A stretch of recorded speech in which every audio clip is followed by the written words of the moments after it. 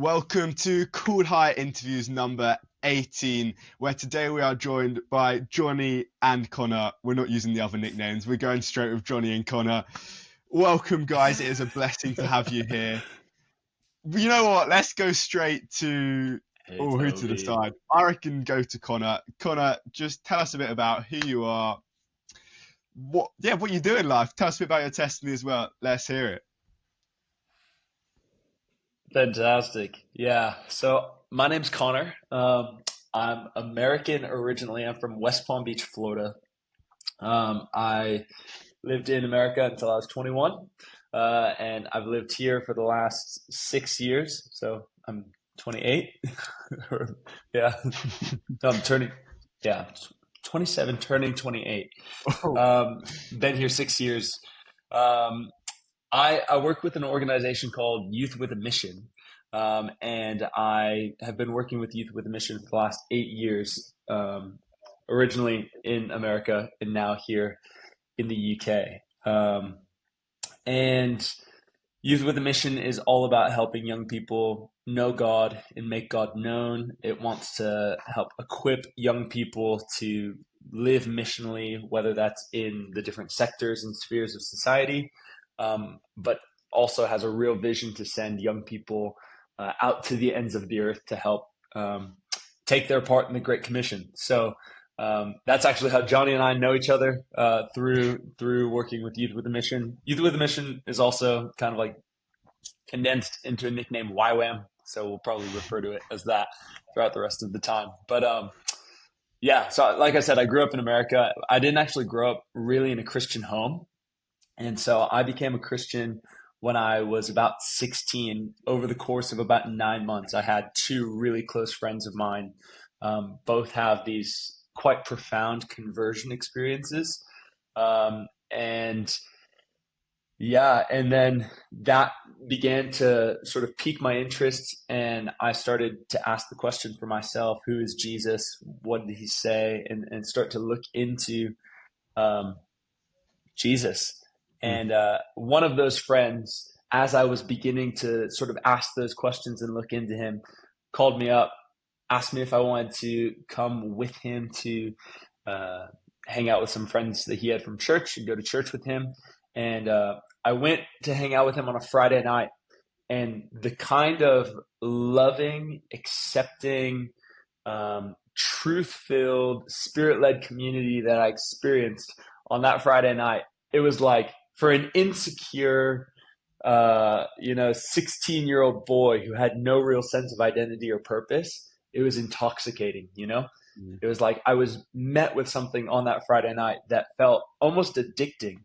And I refused to go home on Friday night. I stayed the night at my friend's house on Friday night, spent all day with them on Saturday. It was quite funny. They were actually like leading a sort of like youth program for our church that Saturday. They just brought me with them, and I was leading a Bible study on like Peter stepping out of the boat. I'm like not even a Christian, have never really read the Bible before in my entire life, besides, the couple conversations I've had with these guys. And I'm asking these, I don't know, year five, year sixes, like, why do you think it's important that Jesus walked on water? I was so clueless. But I'd spent all Friday night, all Saturday with them, refused to go home on Saturday night. We spent the night at their house again, went to church with them on Sunday morning, went to a Sunday evening service as well. I got home on Sunday at like 10:30 at night. My mom was like, "Where have you been?" And I was like, don't worry about it, Mom. And that became my sort of weekend ritual, Friday night to Sunday night, just spending time with these Christian friends, doing all of the sort of services, activities that I could do with our church. And I just started to fall in love with Jesus, started to fall in love with Christian community. And really quickly, I started to realize that for me, I was like, man, this is something that really causes me to come alive when I'm getting to serve other people, when I'm getting to, help lead people into deeper knowledge and relationship with Jesus. So for me, I really quickly realized I wanted to do some sort of full-time ministry. Mm. And one of those friends who had had that profound conversion experience and began to tell me about Jesus, he was planning on doing something called a discipleship training school, a DTS, that YWAM runs. And so he began to tell me about it. So I went and did my DTS. It's a 6-month program for young adults, where you do 3 months of sort of like deepening your relationship with God, and then 3 months of outreach, typically international, working with long-term missionaries. And so I went and did mine when I was 18 years old, and that experience changed my whole life. I felt God begin to speak to me about giving my 20s to missions. I'm almost out of my 20s, and I don't think it's going to be just my 20s in missions. But yeah, here I am 8 years later, still serving with YWAM, really committed to wanting to see the Great Commission fulfilled in my generation. Loving to see God move in the nations, and specifically young people come to know him.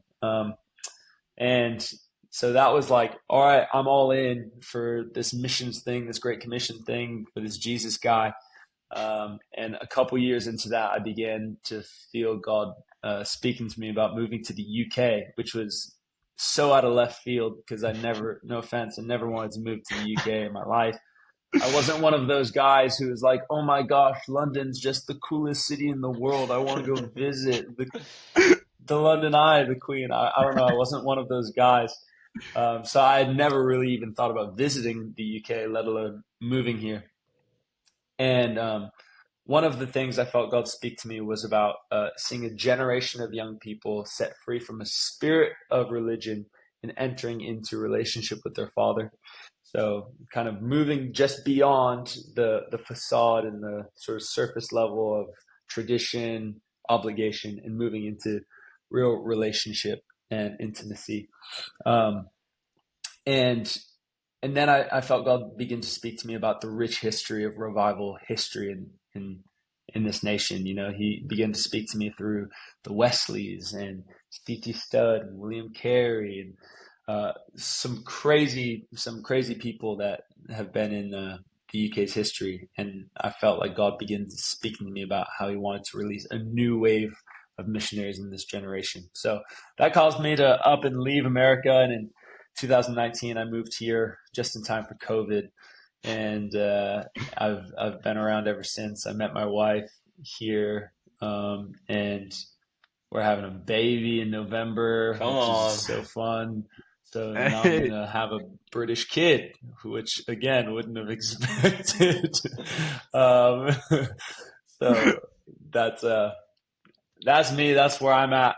I work with YWAM here and work with a ministry specifically called Neighbors and Nations, which is committed to helping youth and young people from different backgrounds and denominations across the country find their identity and purpose in Jesus and make an impact in their schools, workplaces, wherever they feel called through that. That is amazing. What an amazing testimony. That is so good. That is such an amazing story. And now you're in the UK. I'm sure it's not as bad as you thought. Hopefully not as bad as you thought. It's not as bad as I thought. I don't know about you guys, but I'm looking outside right now and it's just miserable rain. So Yeah. On mornings like this, it is as bad as I thought, but we'll be all right. Yeah, no, that is so good. But yeah, Jonny, Awesome. let's quick fire to you. Let's hear. Shall I just jump about straight your in, story. Toby, as well? Yeah, just go straight in. Awesome. Yeah, so my name's Jonny. I'm 24 and I'm currently based in Cardiff, Wales, which is also where I grew up. And yeah, as Connor mentioned, we met each other and know each other through our time in YWAM. But for me, yeah, I grew up in Wales and I grew up in a Christian family, super loving family, going to church every Sunday, you know, hearing the Bible stories at night before I go to sleep. And I was like, growing up, there was never a time like I didn't believe in what I was being taught. But at the age of 13, I had a kind of significant week, where kind of my faith shifted dramatically. And it was my first exposure to mission, actually. And I went and I did a mission week in Scotland.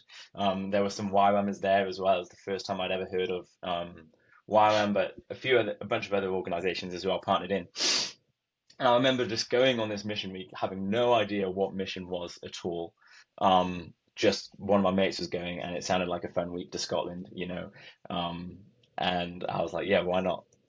So I went, and then just during that week, I was just surrounded by people who like were all in for Jesus and loved Jesus in a way like I'd never seen before. Like they were so gripped with the reality of the gospel, that they were like, you know, for me, like dedicating an entire week to telling people about Jesus. I was like, whoa, like this is crazy. And so,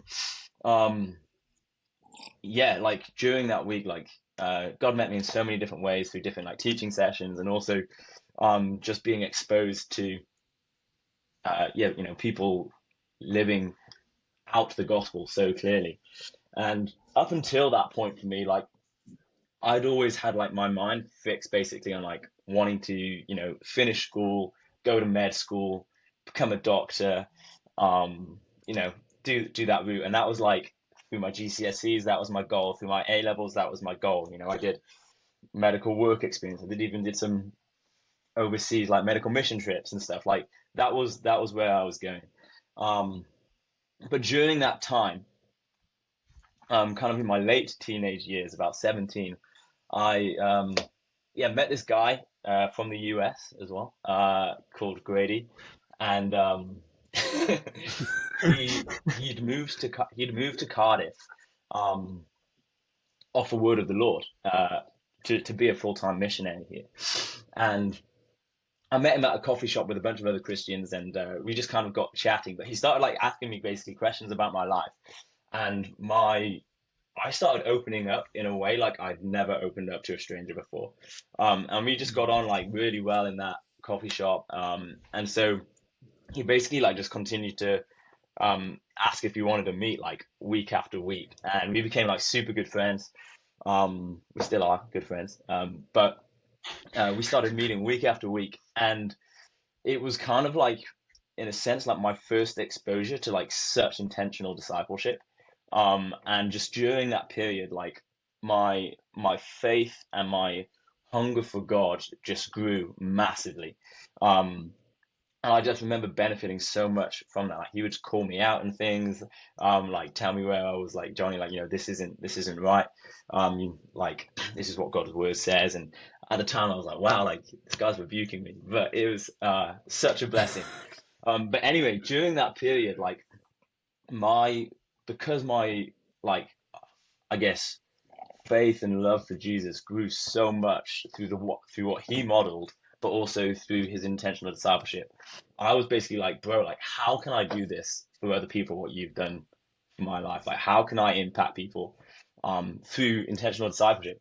And so he then like told me again about YWAM, and this discipleship training course, and he was like, you know, I started basically here, like obviously, you know, YWAM isn't the only route that you can learn to do that. But he was like, I went and did a discipleship training school, and that's kind of when I fully got kind of immersed in a culture of discipleship, so to speak. And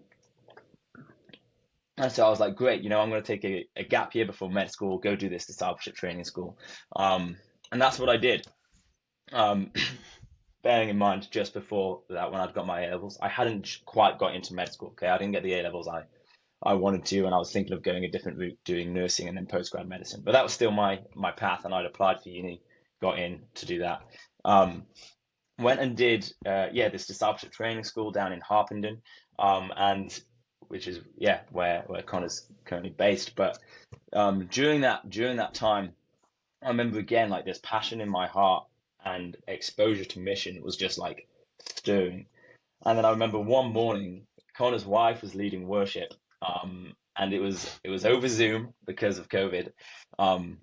But I was there in the training building with like, you know, this kind of worship that kept cutting in and out. But I remember I remember during that moment, like the Lord saying like so clearly, Jonny, I want to call you into full-time missions and ministry, and I want you to go and do a Bible school in the US. Um, and I was like, whoa, this is huge. Continue to like pray into that over the next few months, but God just kept confirming it over and over again. And so, following my DTS, called up my uni, cancelled my spot, went to the US, to do this Bible school, served with Wyron over there. And then it was during that time as well, then that God, which is another story in itself, but God gave me basically a heart to come back to the UK, for Gen Z in the UK. And there was a specific moment I remember being in a prayer room in the US in the morning at 4 a.m., just like basically like interceding for my generation here in the UK. Like never before had a heart broken in such a way for this, like, tears down the face kind of moment. And I was like picturing like youth who I knew in the UK, um, like falling in love with Jesus and living wholeheartedly for him. And it was just a really marking moment when God really gripped my heart, for that. Anyway, then about a month later, the as my kind of commitment and time in the US was like officially kind of coming to a close, so to speak. About a month later, uh, my pastor from my church back here in the UK called me and was like, "Hey, our current youth worker is stepping down. Would you want to come back and be a youth worker here?" And I was like, "Absolutely." It just kind of lined up so well. So yeah, jumped back on a plane, came back to the UK just over a year ago now. I've been working as a youth worker here in Cardiff, also finishing off my degree in biblical studies, and yeah, doing some work with the Neighbours and Nations crew and stuff around the UK as well with that. But that's kind of up until now the journey that I've been on. That is so good. I'm going to try and talk, but my Wi-Fi keeps cutting out. I'll probably keep freezing as well. But we're going to go with it. That was so good. I absolutely love that. And I actually love that. I love that prayer. I love what you're saying there about that prayer room moment and just about like, just experience. I think, honestly, prayer rooms are so cool, man. Like, I just think the idea of going to a room and just, oh, I think I'm still here. Just going to a room and just having the space to just nothing else, just pray, like just between you and God, like that's pretty much what it is, isn't it? I think I'm still here. Hopefully I'm still here. It says trying to reconnect. Oh, okay. Yeah. Somewhat. Yeah, you know what? Let me ask you guys a question. I think, right, before we get straight into it, you've actually both touched on it so much there. I think I just want to dive into like the Gen Z, the Quiet Revival. But I think before we get straight into that stuff, let's roll with both of you. What is your favorite worship song? Now, Jonny had a sneak peek at this question because I was explaining it beforehand. But that means we're going to come to Jonny first. Jonny, what is it doesn't have to be like, you don't have to have one favorite, but like, what is one of your top worship songs? I think one of my top worship songs, at least right now, I go through phases, but right now, "The Blood of Christ" by John Wiles. Yeah, definitely a song I've got on repeat. If you haven't listened to it, it's the greatest song you haven't yet listened to. Go listen to it. So good, especially the bridge. Yeah, love that song. Yeah, I think Connor's just pulled up his spot. Big words. I had to start go. Yeah, I had to start looking at my my worship playlist. My worship playlist is called 1-800 Third Heaven, and so it's got all the bangers that just take you right into the throne room. It's so hard to decide. Toby, can I say three rather than one, or do I have to make go the on then, decision go on on then. one? I'm feeling nice. It's early in the morning. We're feeling All nice. right. Thank you, brother. Very generous. I think, all right, one of the ones that I really love is by homegrown, London-based KXC, Come on. Rich and Lydia Deacus, Moth to a Flame. So I good. don't know if I know that one. Chef's kiss. All right. actually. Oh, it's so good. It's so good. Another one straight from the prayer room, actually. Jesus Have It All by Oh, Jeremy Riddle. Mm. very good Um, song. Very good song. another banger. And then this has been the one I've been most recently on is Name Above All Names by Circuit Rider Music. Oof. My friend Oh. Olivia Stern wrote a banger with that one. Honestly, it's one of those songs where the bridge comes in so hard. It's such a powerful bridge, and it's so high energy, just like G G G, and it only goes twice, and then the song ends. And so I just Ah, literally have to start the song right back over, and I listen to it about 3 or 4 times in a row. Come on. no way. So Yes, good. there's some good songs. Okay, I'll be honest. I'm glad I gave you 3 songs there. They're 3 bangers. That's some good songs. I don't think I know them off one, but we'll have to give a listen to that one. But let's roll. Yeah. So guys, you were touching on it there, and I'm just gonna keep talking even if you can't hear me because I have no internet. But you were talking there about how Gen Z is something important in both of your lives, and try and make out what you can make out from it about how Gen Z is something important to both of your lives, and Got you, God bro. has really good. I'll repeat it 5 times and hopefully you get one of them. And God has really called you to like this area in your life. And I just wondered like if you guys want to share a bit on what you see from your perspective has been happening recently in this sort of in this generation, in the quiet revival term being thrown around a lot. What do you see that to mean to you personally and also in like a general level? So what does like that mean to you as something that happens, and then what does that mean to everyone else sort of?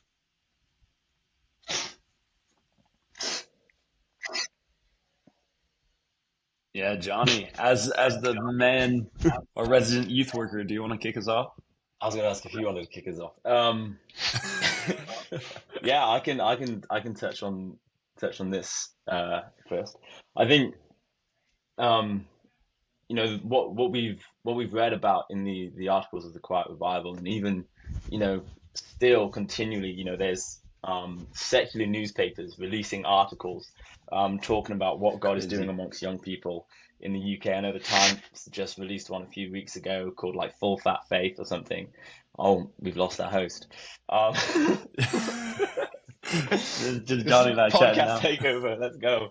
Um, yeah, I'll just keep talking. But Keep going, bro. even though Toby's not going to be able to hear it, uh, yeah, I think those things are definitely what we're seeing amongst young people in the UK. Like even being a youth pastor in Wales, like the number of people who are kind of just unprompted walking through the doors of church on a Sunday morning, just being like, yeah, suddenly started taking an interest or felt drawn to come in here, um, is incredible. And then even amongst, I guess, the boldness in young people as well to be vocal in their faith as well is something that I'm seeing such an increase in, and Yeah. it feels like across the nation, and I'm sure Connor you can testify to this as well, but the church is kind of coming alive, kind of back to its, I guess, more missional like calling, and kind of taking, not being apathetic or nominal in our faith, um, Mm. but being bold witnesses, and I think that's yeah huge. And I think as the articles are being released, it's just stoking and stirring the fire of the church in the UK at the moment. But yeah, over to you, Connor, and I might have some more to say Yeah. off the back of what you say, maybe. But Yeah. No, it's so good.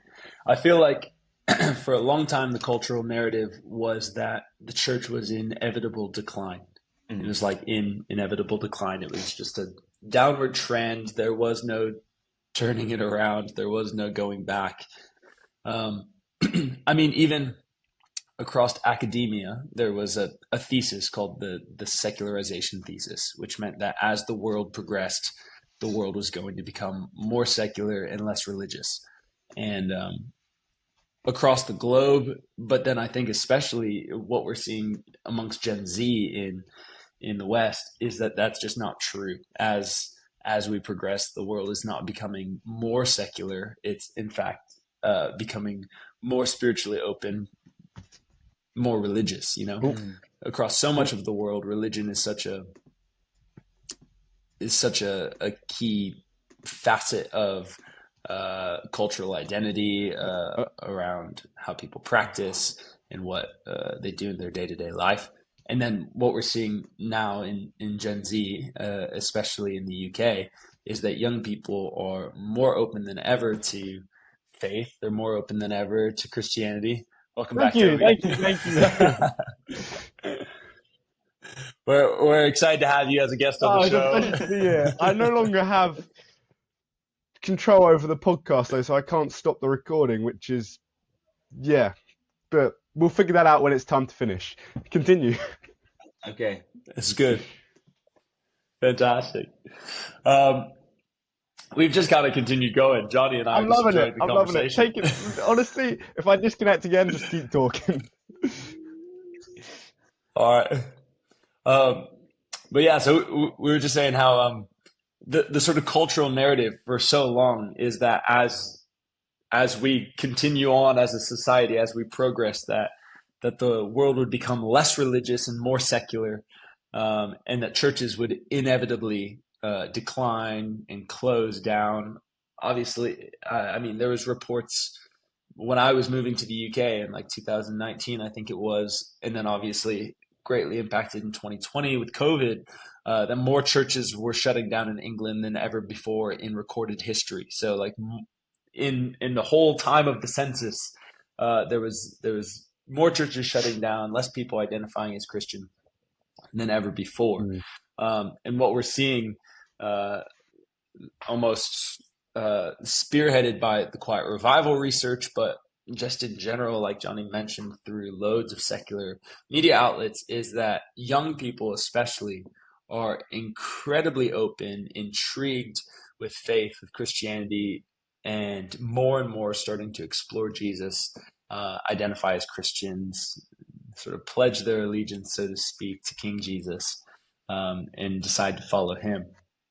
So that's, I mean, the proof is in the pudding, so to speak. It's so cool. I mean, the statistic that I've been really encouraged by is that in I think it was 2018 when the research was initially started with the Quiet Revival research by the Bible Society, initially started in 2018. I think it was 4% of young men aged 18 to 25 were attending church. And when they sort of capped off the research 6 years later in 2024, it was 16%. So the amount of young men going to church quadrupled in a 6-year period. And I think that that's something that I'm seeing really clearly, is that there is a wave, genuinely a wave of young men who are interested in faith, who are coming to church, who are leading the charge as far as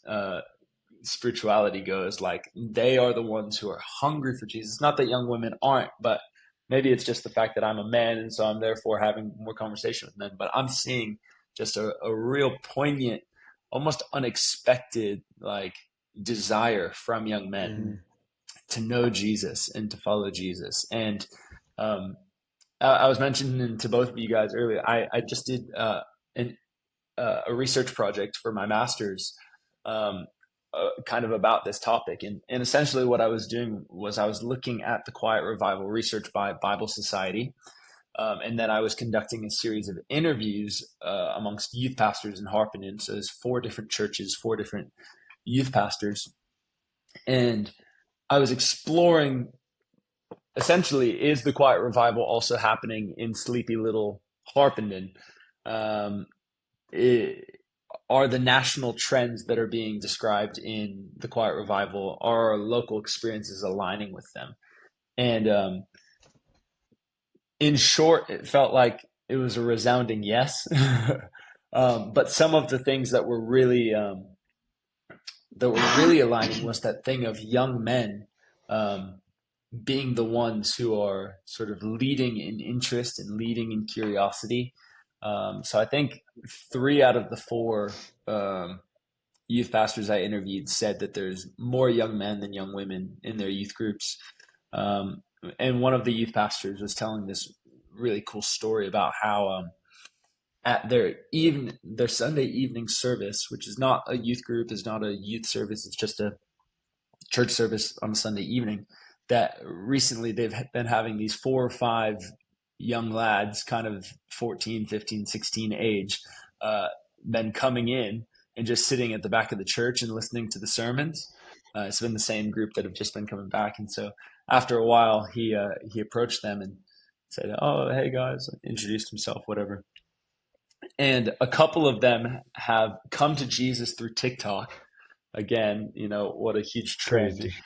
That social media can be a way for the gospel to go forth. So a couple of them have come to Jesus through TikTok. They have no connection to the church. They have no connection to any churches, and they just want to learn more about Jesus. And so they've just started coming to this church. And so one of the guys particularly has gotten incredibly plugged in, and said to one of their associate pastors, "I want someone to read the Bible with." So the associate pastor has just been meeting with this 15-year-old guy or whatever it is to just read the Bible every week. And and then this young guy said, "Hey, I've got a mate who wants to read the Bible. Can he come with?" And so it's turned occasionally into these 2 guys reading the Bible. And I don't know. It's just crazy stories. Like I feel even when I would have, when I first moved to the UK, it honestly felt a little bit like doom and gloom. Like as a church, we just need to stay strong,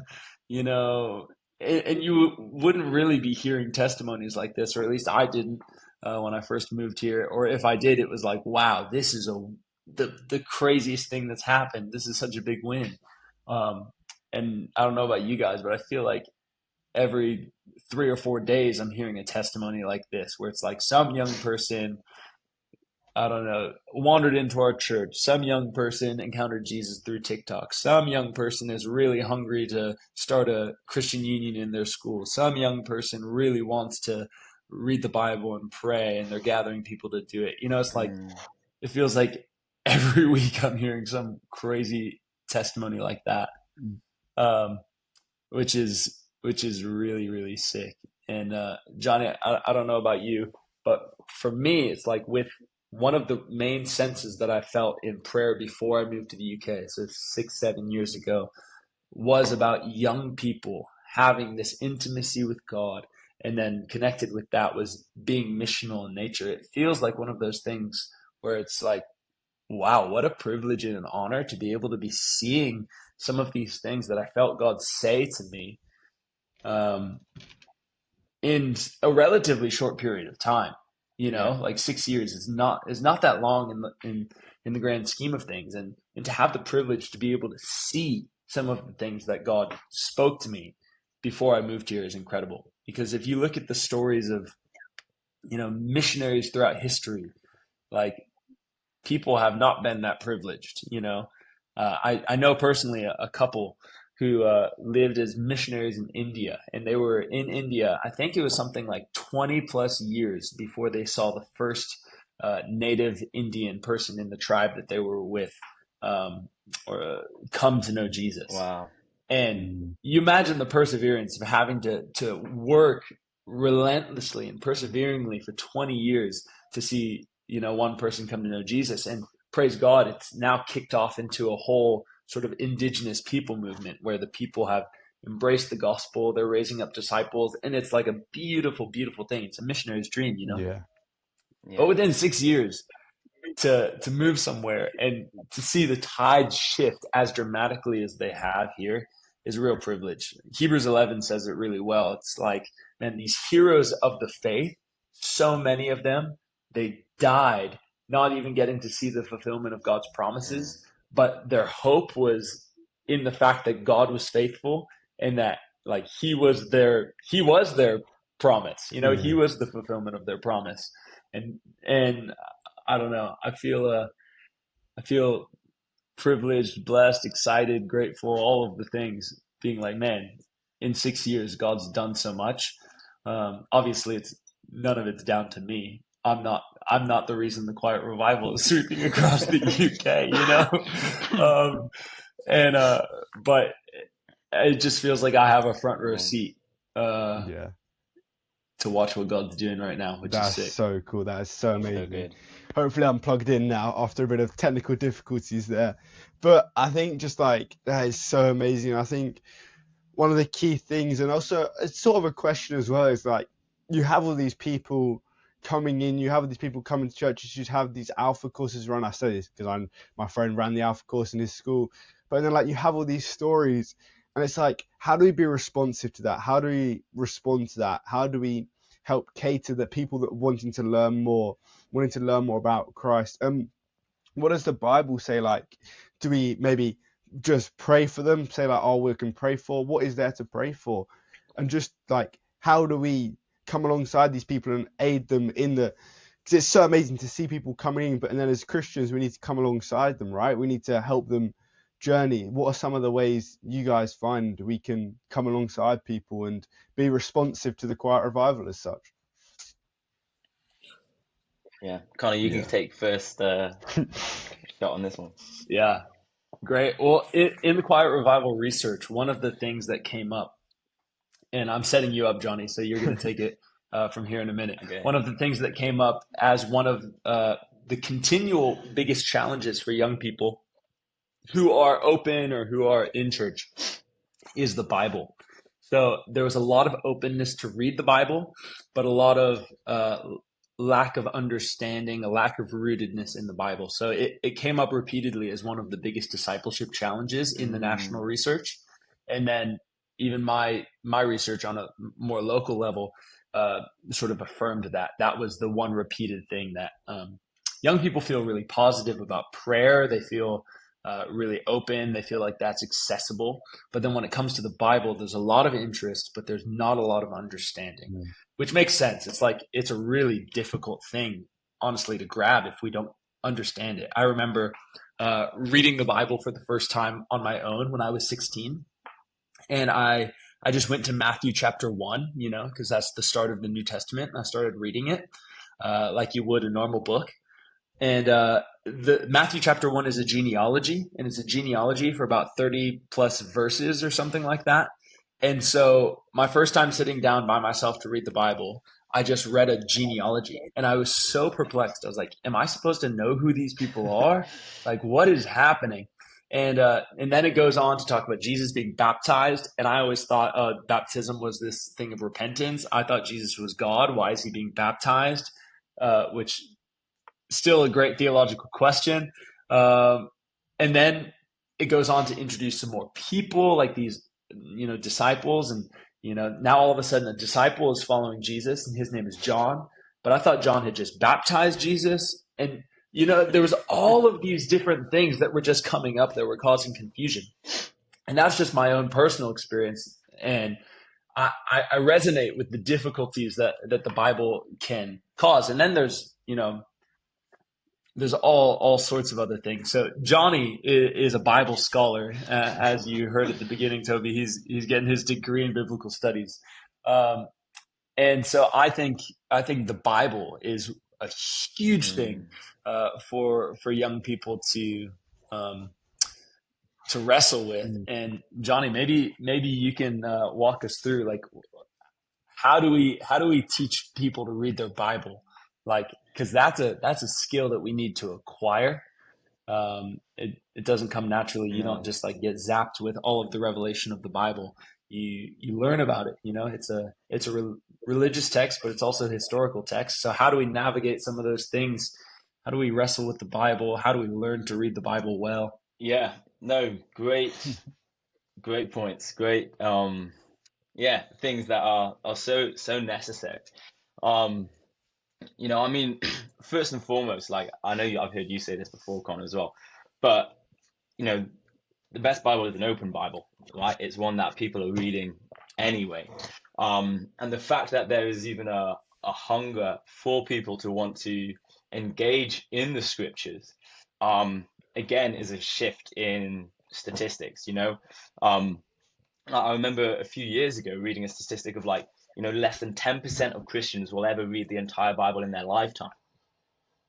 You know, you'd like, if you wanted to say read it more than once, it drops to 5%, and like that's the book that our faith is kind of like rooted in, so to speak, yet less than 10% of Christians would ever read the whole thing. It's crazy. And so I think, the fact that, yes, we're seeing a hunger to want to engage with the scriptures is huge, but also, like Connor said, it can be such a complex thing to grasp with. And I think, like the more we, I guess, train people in how to engage and understand the scriptures, in an approachable way, the more that will spread. But in terms of like, I'm kind of answering your question, Connor, but also want to touch on as well what Toby was asking of like setting up the people who were, setting up the people who are seeing coming into the church. I think one of the key things we can at least initially do is display the overarching story of the scriptures, from Genesis through to Revelation, and how us as believers tie into that. Because like one of the confusing things about the Bible is that it's like one book, but there's 66 books in there, and it's like jumping around historically, and so I think allowing people to kind of get an understanding of like the grand kind of narrative of scripture, but then also what the believer's role to play in that is, and I think that is where also we will be able to see kind of what we're seeing with the quiet revival stuff sustained. Because if you look at moments in history when there's been maybe like a huge influx in Christianity, it's been great for these moments, but then following that there's these like kind of, I guess, seasons of apathy that like seep in. It's like, okay, everybody's a Christian now, like I've done my job, this is great, I'm I can sit back. And you even see that with like Constantine, when he legalized Christianity in the Roman Empire. Suddenly then it became easier to be a Christian than to not be a Christian, because even the emperor was a Christian. And so I think like that's where us recognizing our part to play in the story of the Bible, in particular the Great Commission, is how we will like see people continue to grow in their faith. And the reason I say that is because the Great Commission is taking risks for your faith. It requires a dependency on God. And like whether you are going to your local high school to start a CU, whether you're going to another nation, whether you're a business person, investing with risk into the kingdom of God, us taking those risks with that missional focus prevent nominalism from setting in, and prevent apathy from setting in. So I think one of the key things I think we can be doing as a body is, as these disciples come in, as these people come into the church, is immediately introduce them to the mission of the church, which is to continue making disciples. And it will leave us in that place of like dependency upon God, but also knowing that we have a part to play about this, that Christianity isn't just about consumerism. It isn't about just coming and getting a ticket to heaven, enjoying a nice service, maybe some good worship songs, led by Connor or something, the amazing worship leader. But it's about actually God's given us a mandate here on earth, and we are preparing the way for his return. Yeah, I think one of the things that is really interesting, like, what would we do if all of a sudden everyone was a Christian? Like Totally. I think so often we think, oh, our job is to get people to become Christians, and then all right, job done. But that's not the Great Commission. That's not what Jesus says. Jesus says, all authority in heaven and on earth has been given to me. Go therefore and make disciples of all nations, baptizing them in the name of the Father and the Son and the Holy Spirit, teaching them to observe all that I've commanded you. And behold, I'm with you always. He doesn't say get people to make decisions. He says go and make disciples, baptize them, and teach them to observe all that I've commanded. And I think that is I don't know, sometimes there's confusion there of, I just need to get people to make a decision. I just need to get them to start identifying this way. I just need to get them into my church, to pray the prayer, to raise the hand, to have the moment on the altar, whatever it is. But that's just the tip of the iceberg. Like the process is discipleship into obedience, into Christ likeness, It's people going on a journey of learning what Jesus has said, learning the story they're a part of, obeying Jesus, because to obey Jesus is to love Jesus and Jesus' own definition, and then to become more like him, to become little Christs. That's what this, this term Christian is like, we're becoming little Christs all over the place. And we're then multiplying that, it's even the original commandment in the garden to go and be fruitful and multiply. It's like biblical scholars say that the Great Commission is Jesus's reinterpretation of that, is now, all right, as little Christs, go be fruitful and multiply in the nations of the earth. And so I think you're absolutely right, Jonny. The Great Commission isn't, the assignment for the pros. It's something that should be introduced on day one. It's like, hey, all right, you're a Christian now? Great. Welcome. You're now a part of making disciples, and everyday people in everyday places, going on journeys with people, introducing them to Jesus, teaching them to obey him and become more like him. So good. Yeah. I think that is the mandate. Yeah. And I think for young people to know that this isn't just like a seasonal thing. Oh, I made my decision. That was my season with Jesus, where I experimented with Christianity. It's like, no, we're on a process of learning about him, obeying him, becoming more like him. And now we're helping other people to be in that process as well. I think it's a huge thing. Totally. And I want to add on that, Jesus gives us kind of, as kind of read in Matthew's account of the Great Commission, then he gives us the instructions on how to make disciples, baptizing them and teaching them to obey everything that Jesus has commanded them. And I think that ties in again to what you were saying earlier, Connor, about the importance of engaging with scriptures. Because how are we going to teach people to obey what Jesus says if we don't know what he says, and if we don't know what the Bible says? And so, again, it's just that call, we have to be making sure that we're engaging with the scriptures, that we're engaging with the Bible.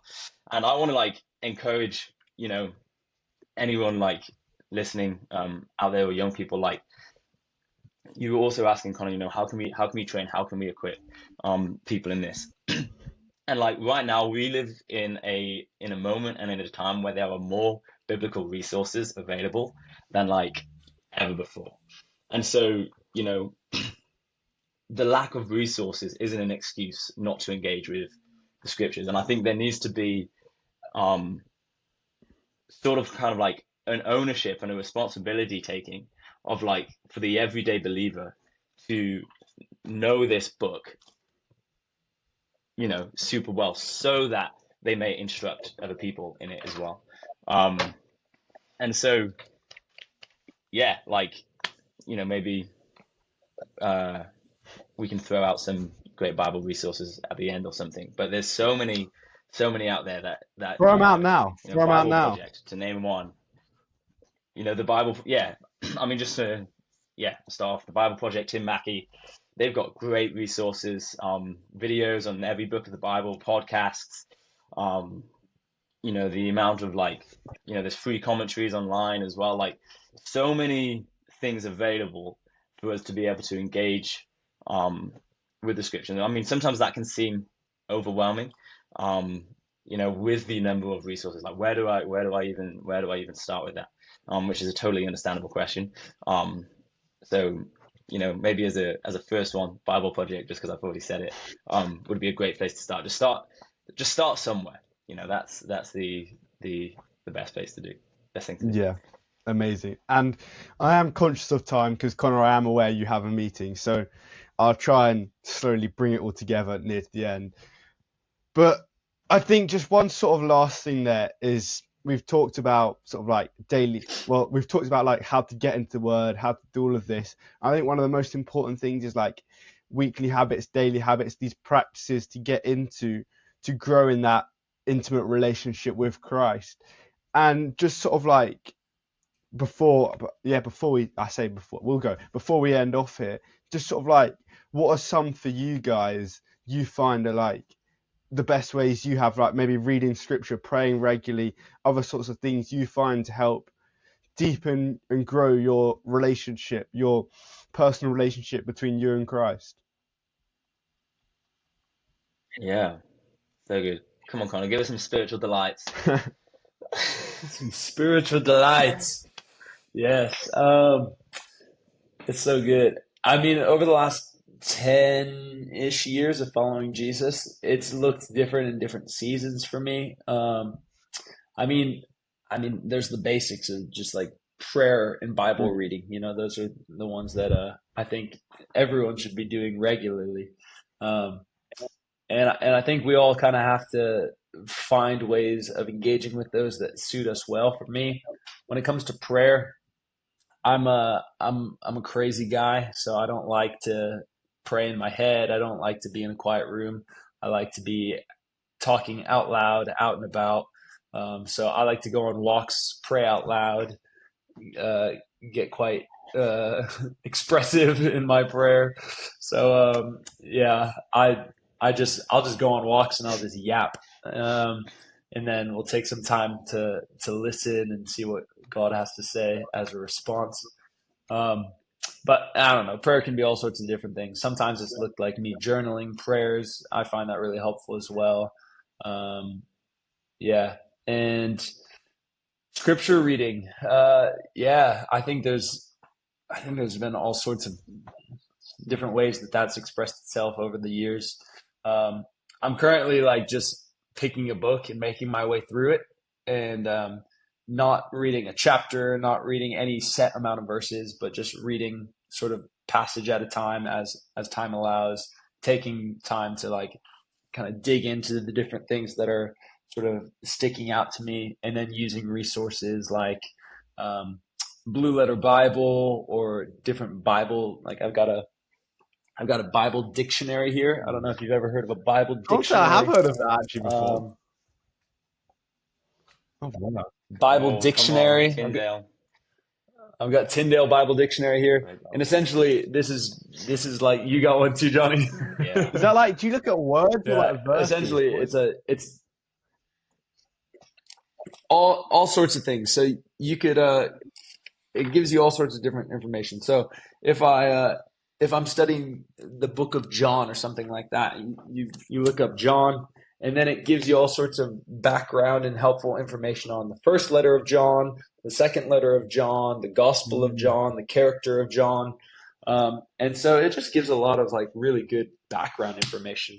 And you can look up different places, different people, different themes, and it will give you sort of comprehensive information on those things. So it's real nerdy. It doesn't feel very devotional when it's, in the morning, you got a candle lit, you got your coffee, you got your blanket on a cold morning, and you're like reading the Bible, and then you bust open this 900-page dictionary. But I find that sort of stuff really helpful. It really gives good context and understanding to what I'm reading. But honestly, I try to be a bit experimental, try new things out that help me engage with God. in general, it's good to do stuff for a little bit before you throw it out, rather than just trying it once and then saying, "Oh, that's not for me." So different practices, things like silence, contemplation, fasting, all sorts of stuff like that. Different historically Christian practices. I don't know. I like to try stuff out and see what sticks, and then also just asking God what's right for me in this season, because I'm the kind of person who could, read about all of these different things and think I need to do them all.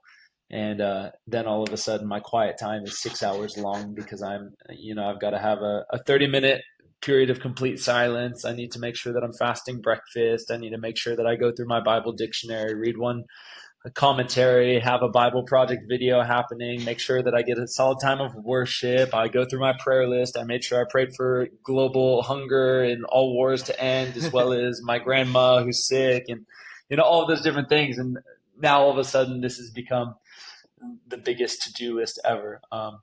So I find it helpful to just ask God, hey, what's right for me in this season? Yeah, Definitely. totally. Yeah, I second that, what Connor was saying. I would say as well, like, another important thing to note is, like,